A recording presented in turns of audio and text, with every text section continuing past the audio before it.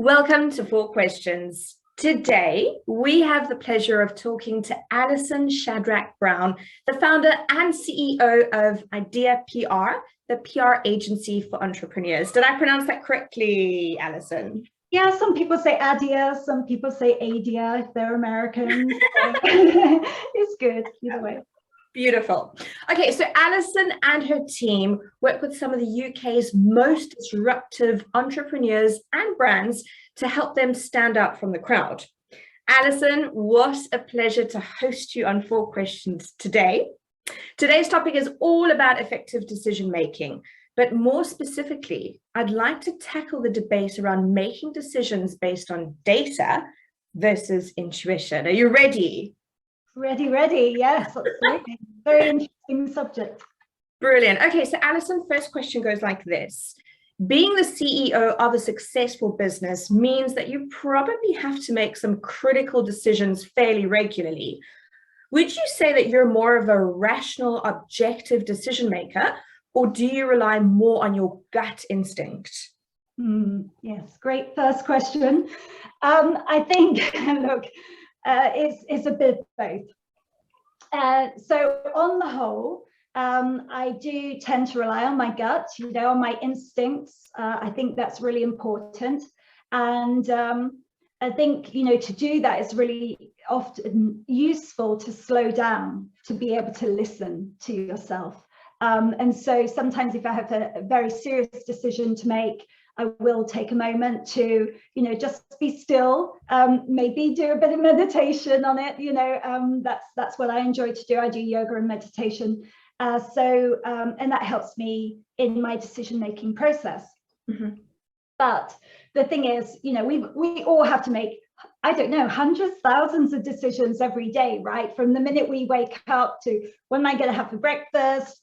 Am I going to do my yoga? What am I doing today? There's so many different questions we have to answer.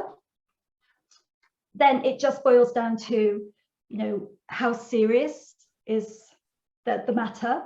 Yeah. And is there an impending deadline on that? In which case, if it's a fast, fluid situation, you have to make very quick, snappy decision. Mm-hmm. And so, that will then decide whether you've got time to consider things and look, number crunch, look at the facts, look at your other people's opinions, bring them into account. Do you have time for all of that, or do you just need to make a decision? In which case, you're more likely to draw on your instinct, and that's what I do. And with that, what is instinct?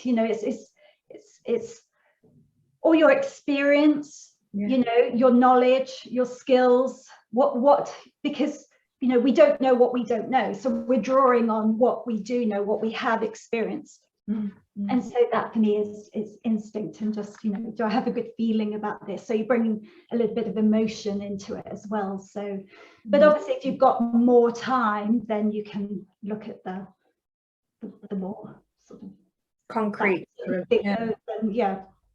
I'm reading such a good book at the moment called Blink by Malcolm Gladwell, I think it is. I don't know if you've heard about it. I have, yes. Yeah, it's all about those snap decisions. And I think a lot of the time there's this misperception that those fast snap decisions are from sort of an emotional space, our amygdala in our brain. It's sometimes impulsive or irrational or whatnot.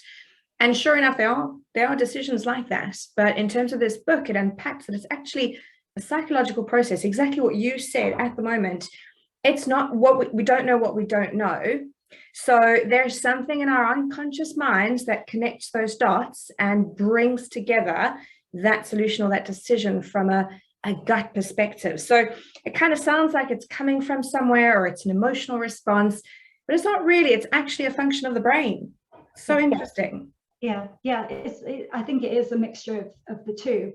Obviously, it depends on going back, what is the situation? What do you need to make a decision on? If it's an emotional situation, more emotions are going to come into play. If it's something, if I have to make a decision around my sons or, you know, people in my family or friends or even team members, you know, my emotions are going to play a bigger role in that than if it's something a bit more abstract or, you know, I won't say business, because business is still personal, but, you know, I don't know, something perhaps I'm less attached to. Yeah, absolutely. Great. So question number 2 goes like this. Going with your instinct is sometimes assumed to be less robust or a higher risk. What is your opinion, Alison? Do you have any examples? Of going with my gut. Gosh, so I think, you know, for an example, we could look at perhaps the COVID situation. And again, you know, none of us knew what was happening at the start of COVID. None of us knew what was going to happen, how long we were going to have to work from home, all of that. So I think, yeah, I definitely drew on my instinct at the time. And the decision for me was, like many businesses, you know, what do we do? In my situation, like I had a whole week of where 50% of our clients were on the phone to me saying, sorry, Alison. It was like the same conversation each time. Sorry, Alison, but, you know, with everything that's going on, can we pause the contract for the time being?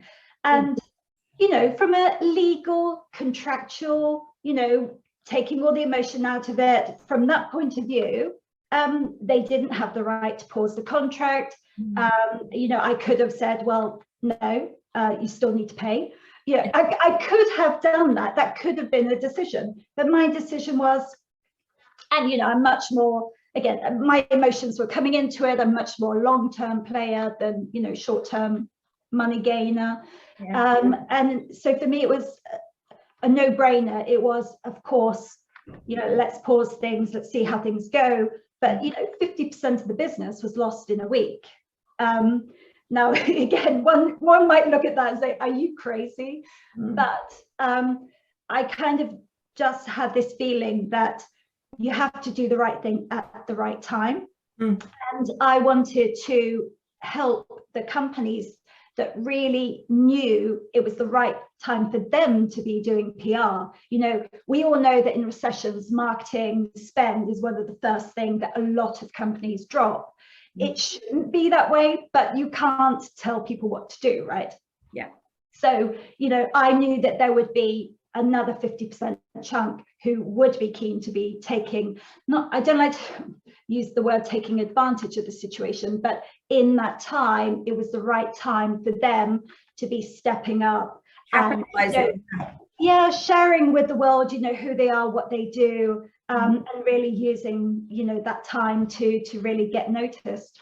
And so then the next decision was, okay, you know, putting people on furlough, you know, who in the team is going to go on furlough? Because obviously, again, at the beginning, we didn't know that that was going to be on offer. It's never happened before. So when that opportunity came, again, I had to decide who in the team could, you know, take advantage of that offer of the furlough, and who in the team I would need to keep with me to, again, build the business up. And so, you know, again, emotions came into that. But basically it was gut instinct that I knew that that was, even though we'd had a dramatic loss, it was the perfect time to really build the business. And we did that. And within 3 months, everybody was back in the team, and we've been kind of flying ever since. So yeah. But that's the thing, you know, with decisions, you know, people talk about good decisions, bad decisions. I'm not sure there is good decisions, bad decisions. You make a decision and then it's a good outcome or a bad outcome or a meh outcome, right? Because you can make the best decision at the time, something else will happen and it turns into a really bad decision. Or bad outcome, right? And so I don't think anyone intends to make a decision with a bad outcome, you know. No, exactly. So, you know, other people may look at it and say, oh, that was a bad decision, right? Because they don't like who you married, they don't like who you employed, right? It goes across all of our lives. but we can only make the best decision at the time. Yeah, absolutely. And even if it does turn out to be a bad decision, a bad outcome, you still learn, but maybe then you also then make more decisions to course correct, to then try and turn it into a good outcome. And that's the learning process, isn't it? That's part of adult learning, is building those, I think it's schemas, those building blocks in terms of your frame of reference and your expertise and your history and your knowledge and what's happened before. Yeah, absolutely. All right, question number 3 goes like this, Alison. Is there a way in which you think you can combine judgment with data to guide the decision-making process?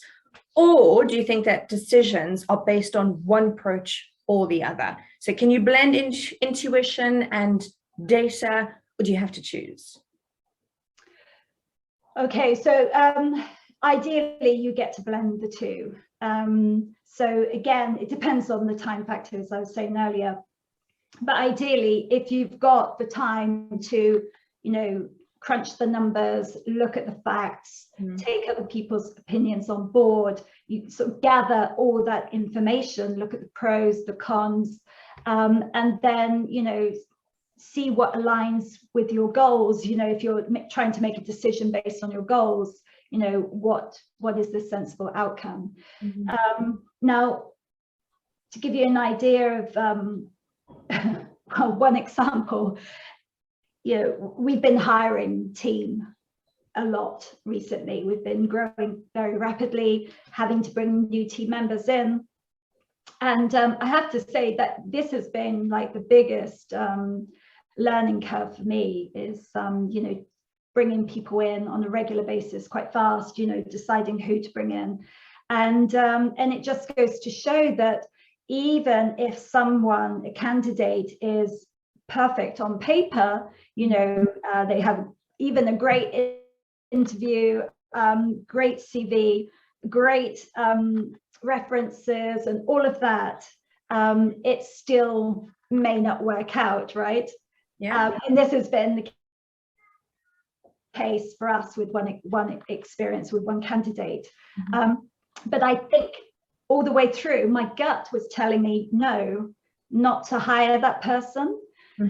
Interestingly, but I ignored it because the opinions of others, the facts, everything I had in front of me, looking at, on paper, sort of was telling me that this was, a really good person to hire. But yeah, my gut was absolutely telling me no, and it kind of came back to bite me afterwards. So what am I hearing is you actually place value, like if you had to say data versus guts, and if those are in conflicts, in hindsight now, would you place greater value on your gut instinct? Yes, I would. Yes. Yeah. For that particular, situation for hiring people. Yeah, I think that's definitely what I'll be doing in future. And I think it's different as well when it comes to people. It's not when you're dealing with, sort of inventory or tangible things, but when you start to deal with people and context and those sorts of fuzzies, I actually have to agree with you. I think gut does supersede data. Controversial maybe to some. Well, yes, but again, you have to draw on your own experiences, on your own feelings, right? So one person can't say that to another. It's what's inside of you, what you feel. Yeah, I don't know. You can't put that on paper, can you? No, you can't. All right, Alison, are you ready for the fun part? Hey. It's called our bingo buzz question. So it's a question I don't know that I'm going to ask, but a question you don't know what I'm going to ask. And let's just have some fun. So I've got a question. How do you feel? Good, intrigued, nervous. Okay, so it goes like this. Question number 4. Are strong leaders effective in all work environments? Strong leaders. Are they effective in every single work environment? Yes, but I think it depends on what people, what you mean by strong. So because strong doesn't necessarily have to mean loud, aggressive, or, that sort of alpha type. I think strong is someone who's resilient, who, sets a good example, who, genuinely leads the team and is there for them. So do I think a strong leader is, is good in all environments? I would say yes, absolutely. Mm-hmm. According to the qualities that I would associate with strong, I think there's always, in the family, to have a strong leader is super important. But again, it's that sort of leadership that leads by example, but also brings everybody up with them, who is very attentive to the team, to others around them, making sure that they're cared for and taken care of and have everything they need to progress and grow. So yeah, so I very good answer and very good interpretation of the question as well. Yeah, I'm not sure if that was what you were expecting, but interesting. It's so great, because I mean, one person could interpret it and say, no, you can't put a strong leader in every type of environment. But I think the way in which you substantiated it really gave me some food for thought, which is, what is the definition of strong? If it comes to those sort of universal things, those soft skills such as resilience and emotional intelligence, let's just say, and etc., then yes, absolutely, that is pretty much, and that for me is strength. It's not the person who's out there who's the loudest, the one, we're gonna go 100 miles an hour, and it's not that. That's not strength to me. I'm very much an introvert, and this is a conversation I have a lot with friends who are introverts, and then you've got extrovert. I love extroverts, but I am not an extrovert. I'm very much an introvert, and it's a softer power. But I dare anyone to say that I'm not a strong person. It is what it is. Strength comes in many different forms. Yeah, absolutely. Alison, I've absolutely loved our conversation. Thank you so much for joining us today, and I hope that you've had some fun too. I have, yeah, absolutely. I'll do it again. Brilliant. Thank you so much for your time. And again, thank you for appearing on 4 Questions. Go well. Pleasure. You too.